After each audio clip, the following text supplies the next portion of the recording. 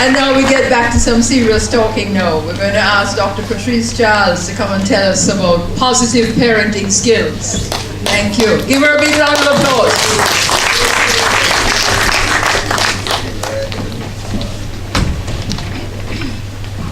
Thank you. Good afternoon, everyone.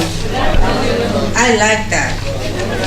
I need you guys to tour with me for sure. Because I think that's the best way to get across the point of effective parenting. But more importantly, to get across the point of what type of parent are you? So, the first mother that was, what you said? Murderation. What do we call her? Authoritarian type of parent. She's a parent that, no matter what, she don't know how to talk to her child. Matter of fact, she doesn't even know how to listen to her child. Is do as I say, not as I do. Because clearly, she took the money to go do the hair and everything. So that's not a good example. It's always what she says. And if you don't listen, it's a beating. We call that an authoritarian type of parent. It's not the most effective type of parenting style that we want to encourage. The father, yes, daddy wants to do everything for his daughter. Everything. Mommy died, so he's here for her. He's here to do everything. He's here to make sure that she gets anything, and I mean anything, even if it means he's going to go hungry, even if it means all she has to do is cry, and she get what she wants. What we call her? Spoiled picnic. And what we call him? Permissive parent. Yes, daddy works hard, but if you look at the home, there was no structure. So she was basically raising herself, doing whatever she wanted to do. Even through daddy's eyes though, I was doing everything that I can possibly do for this child. Ask her though, there's no structure at home. That's permissive parenting. Not the most effective way to be a parent. So what's the most effective type of parent? An authoritative type of parent. That's what we call that parenting style. But if you're going to be effective, what is it that you need to do? Well, at the National Parenting Support Commission, we did a situation analysis and we came up with 4 effective methods in order to be an effective parent. I'm just going to go through them very briefly. The first one is nurturance. So yes, daddy did a lot. He worked 7 days a week, but he worked to provide food, clothing, shelter. Wholly loving, yes? Nurturing.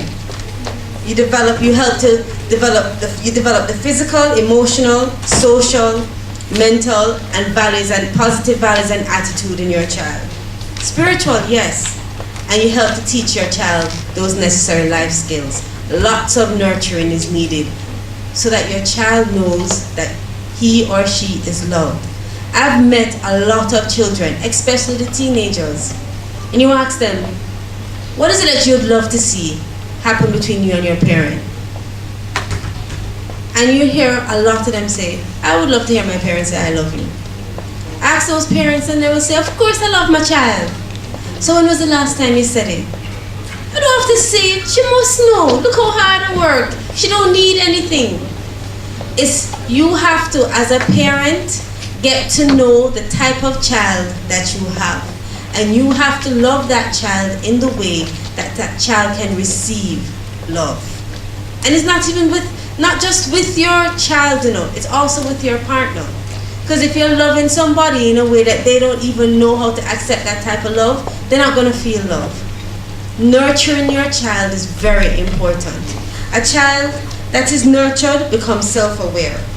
A child that is nurtured becomes self-accountable. A child that is nurtured will have assurances, will know how to manage themselves, and will become self-reliant. So let's look at structure. You love your child like that father loved his daughter, but there was no structure. There was no family structure really, because he was always absent, and there wasn't a responsible adult in place to supervise that child. There was no disciplinary structure. A good cry and she get anything she want. Yes? There was no homework structure. There was no school structure. Daddy wasn't involved with what was taking place at school. So he didn't even know that she wasn't at school. What does teacher call her? A visitor. Structure is necessary. And again, I've met adults who said, you know what? The reason why I'm so strict on my child now is because growing up, I never had any structure. I could do whatever I want. And I felt like my parents didn't love me because they didn't care whether I come or go. I could do anything I want. Children need structure. They need boundaries. They need to operate within a consistent disciplinary boundary. And believe me, they look for it. When a child can come and go whenever they feel, turn up at 10 o'clock in the night, whatever, and it doesn't bother the parent, in the mind of that child, they don't really care about me. Can come and go as I please. They don't really care. Structure brings about accountability. Structure teaches a child to manage. Let's move on to the third one. Recognition. Listening to your children is so important. It needs to become ingrained in the culture of Jamaica. Because we hear, but we don't listen. We don't listen to our children because we don't respect our children enough to listen to their little voices. They're just a child. Child, what do you know? You know how many times we get disconnected from our children because we don't listen? I recall, I think it was last year, a mother in Clarendon said that her daughter was trying to talk to her about certain individuals in the community. Wanted to come to her to talk to her about sex, sexuality, men. And she run her, tell her to go study her book. When that 12-year-old turned up pregnant now, she's now on television crying that, said she was trying to talk to me. Now, Rosalie, you lock up that one? Or do we educate her? Recognition of a child is one of the most important things. Respecting your child is important because if you don't respect your child, they will not learn how to respect others. Respect is one of those values and attitudes that's earned. It's not given away.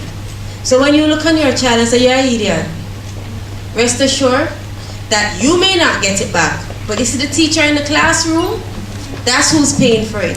When you tell your child, shut up, because I don't know about anybody in here. Your child can look at you and tell you to shut up and get away with it. My son can't look at me and tell me to shut up, much less call me an idiot. So why do you think as the parent, as that positive role model, you can look on your child and say shut up? It's not right. Encouraging your child to recognize their own personal hobbies is important. Respecting their abilities is important. You know how many times I've seen parents put down their son because their son wants to cook? Didn't we just win chop? Yes. Okay then. Okay then. What about that daughter that likes to play football or cricket? We never just win. There you go. Look at your children's ability and recognize them for who they are. Don't look on your child and say, but hold on there, how you get a C and your brother or your cousin get an A?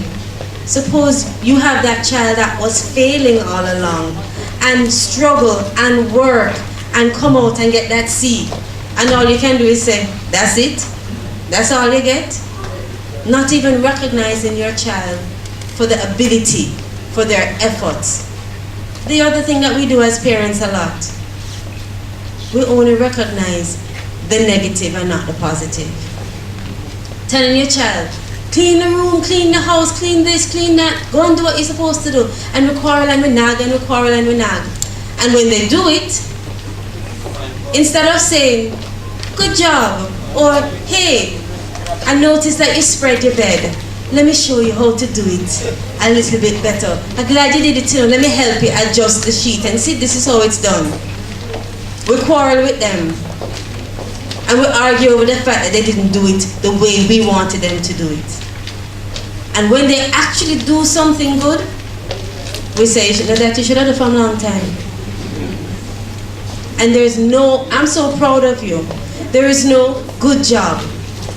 When you recognize your child, again, that child begins to accept himself, begins to feel proud of himself.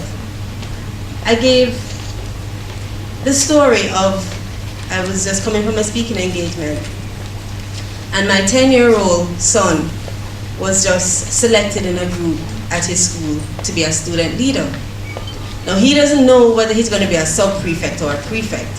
He just knows that he was selected to be a student leader. And I try with my children. As a psychologist, I guess I have a little advantage where I manage my emotions a little bit better than the average person.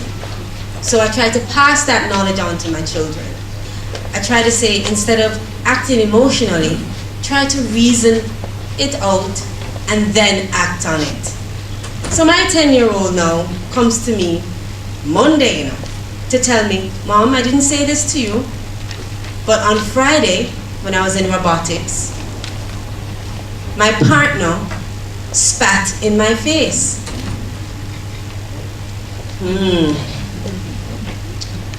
Now, ladies and gentlemen, I know you don't know me, but that's my baby, and I'm that mother, believe me. So when he's looking at me and saying, a third grader, he's in 5th grade, a third grader spat in his face, I got to tell you, the first thing in my mind is, no better him did lick you. Spit in your face. And I said, Jeremy, what did you do? He said, well, Mommy, I am a student leader. And I want to be a prefect, not a sub-prefect. So I thought about it.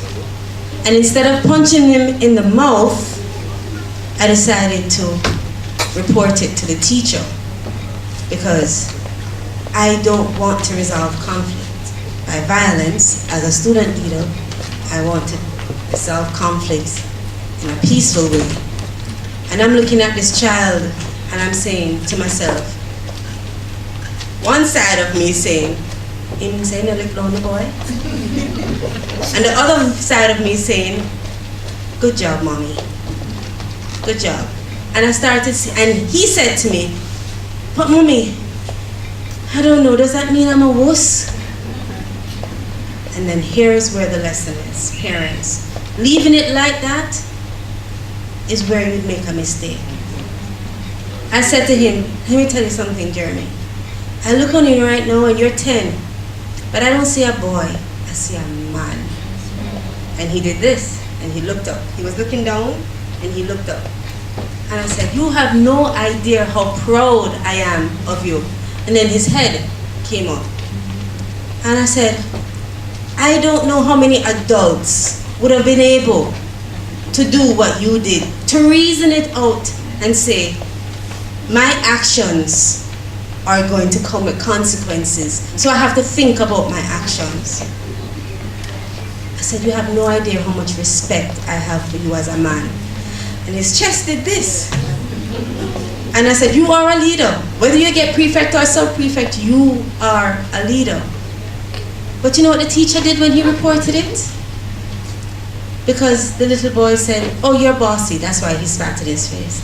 The teacher said to my son, don't be so bossy. And said to the little boy, don't spit on him again. That's when Mommy stepped in. So I let Jeremy have his day as he ought to. But I let that teacher know, not in front of Jeremy, that that's the reason why that little boy is going to spit on someone else's face. Because there's no structure in his classroom to discipline that child. But I recognized Jeremy for who he was. And it made a big difference. Because you know, the next time, his first reaction is going to be, let me think about this. My son now has the opportunity to live, unlike a lot of our children in schools. who don't know how to walk away because they're not taught how to resolve conflict. And it has to come from home. Please do not rely on teachers to teach your children the values and attitudes that's necessary for them to become a successful adult. You are the first and most important teacher in your child's life. You are the one, parents, that have to acknowledge the strength and the weaknesses of your child. And the last element of effective parenting, and probably one of the most important ones, one, empowerment. Encouraging self-confidence in your children. We as parents oftentimes put our own children down, you know. You're ugly like, you're black like, you're ugly like your papa. So you disrespect the father of your child and you disrespect your child. And then you wonder why so many children bleaching in high school. You wonder why so many children are succumbing to negative peer pressure. Because there's a gap at home. Whose team is your child on? Because I tell you, if you're not there for your child, and if your child doesn't feel as if he's a part of this supportive team, and a part of my team is my mother or my father, or both my mother and my father, he gonna form his own team. And you may not like that team. You have to enable your child based on the age group of your child. You have to acknowledge the age appropriateness of what your child ought to do. So when your toddler wants to write on the wall, or wants to stick his finger in a socket, or wants to open a pen, that's Jeremy, pull apart everything, and then you beat that child, you're telling that child to actually be abnormal, you know. Because toddlers are curious. When you tell a toddler, stay still, don't move, that not even is it punishment, but it's not normal. You're telling your child to act in an abnormal way. So as parents, it's your responsibility, one, to create a safe and secure environment for your child. Move the fan and cover the socket and stop beating your children for things that they are supposed to do. It's a very simple rule. What we're doing as parents is passing on the parental responsibility to our children. Asking the older ones to raise the younger ones. Beating the older ones when the younger ones don't do something right. Beating the younger ones when they don't listen to the older ones. And we haven't even taught the eldest child how to create the structure. We need to talk to our children about expected outcomes and about outcomes, about consequences, about life. We don't speak to our children. We command our children. And it's a culture in Jamaica, you know. The event that I was at previously, a gentleman said, listen, in my days, I got a beating. Teacher beat, pastor beat, everybody beat. And I look at me, I'm good. And I said, okay. Was there internet in your time? No. Because I can remember in my time, I remember when the first computer came out, Commodore 64. First video game was the 2 lines with the ball going across. Beep, beep, beep. Oh man, that was it. That was the game. There was a little boy in the room looking at me like. I remember when Pac-Man came out. Life was good. Internet. The reason why we're in so much trouble with our children right now, it's because we still think as parents that we can raise our children in the way we were parented too. When you all are going to get it, it's 21st century children that we have. You were not exposed to what our children are exposed to. These little kids are geniuses. Look at what's happening with the tablet program. I had to interview some of these children. I had the pleasure of interacting with some of these children. Give them a password, give them a security code, you have no clue what those kids can do with it. When my son, my 10-year-old son, took me off of Skype on my tablet and put himself on it. How? I had to ask Brandon to get me on Skype. So I said, but Jeremy, don't you need a password? Mommy, that's easy to figure out. This is your birthday, this is your name, it has to be one of these, this and that, and the child figured out my password. I don't have a clue. 10. I said, but Jeremy, how do you know how to open and follow instructions, Mommy? So, my parenting style could not be the one that my mother or my father did for me. Because now I had to get smart. Because I am smart enough to learn from my children. My children teaches me every single day. I get along with my boys because I stop for a while and watch. So now what do I have to do? Oh, I learn about computers and internet and security. So now my kids think that, I don't know, what kind of guzzle she have, boy? Some kind of obeah. So when I open my door at 1 o'clock in the morning and say, Jeremy, didn't I tell you to go to your bed, get off of the tablet? And I close it back halfway and I hear, how does she know these things? How she know I'm on the tablet? It's because I have a security system that after a certain time, he goes on the tablet, I get an emergency email or a text to my phone. Yeah, man. No. Every week I get a profile of where he went on the internet and what he surfed. You don't know. Jeremy, what are you doing on YouTube at this time in the morning? Huh? We have to get smart. We have to get smart because if you think your child don't know how to get on Facebook under a different profile name and picture without you knowing, you make a sad mistake. So you have to step up the pace as a parent. You have to change. Your child is not going to change. And it's only going to get worse. So it don't make sense to complain anymore, to say, that's not how I was. When I was a little girl, I wasn't really the one walking to school. But the other day I saw a little child walk, but I saw a school bag walk into school rather. Because the school bag bigger than the child. And I'm saying, my goodness, that's a baby. Baby can cross road better than me. That child is more street smart than I am. And we expect that of our children. We are the ones that have empowered our children to be way more mature than we were. To be way more street smart, more skills, smarter than we are or were. And so when our children are at home with us and we call them down and tell them we don't want to hear their opinion, but then we send them out into the street and say, you better talk up in class, you know.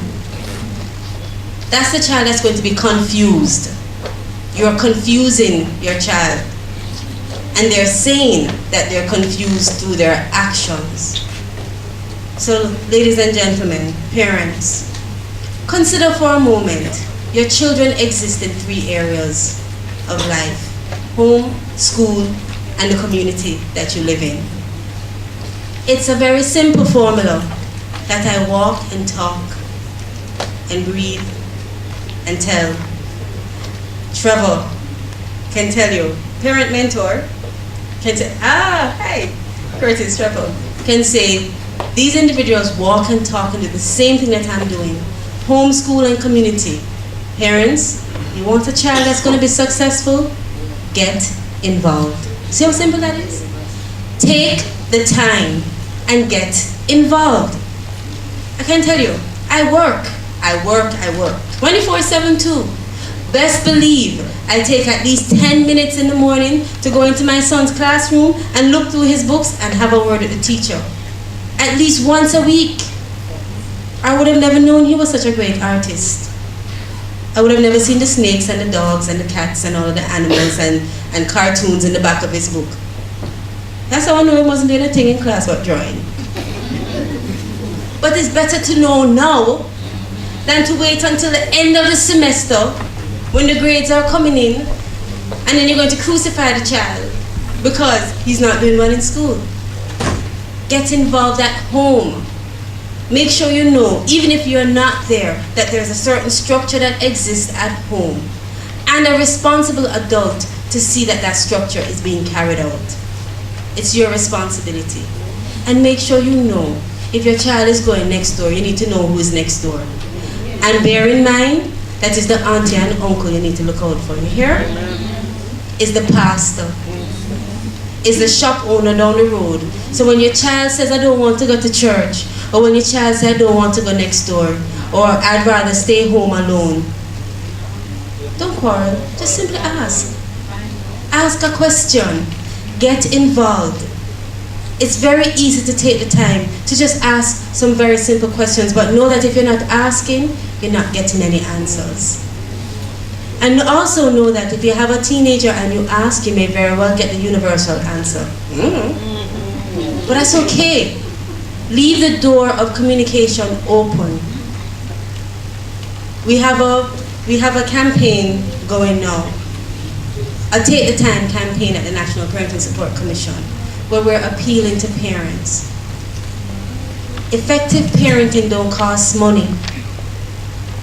It costs a little time.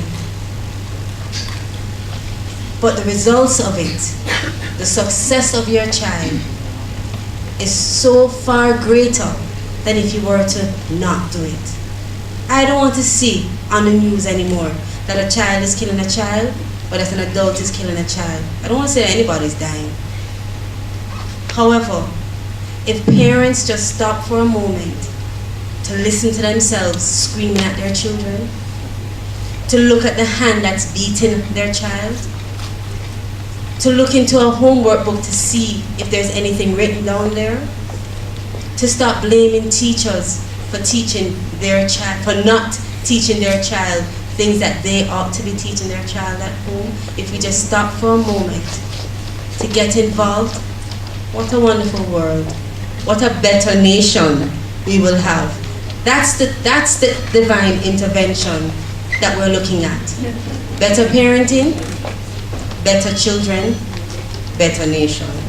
Thank you very much.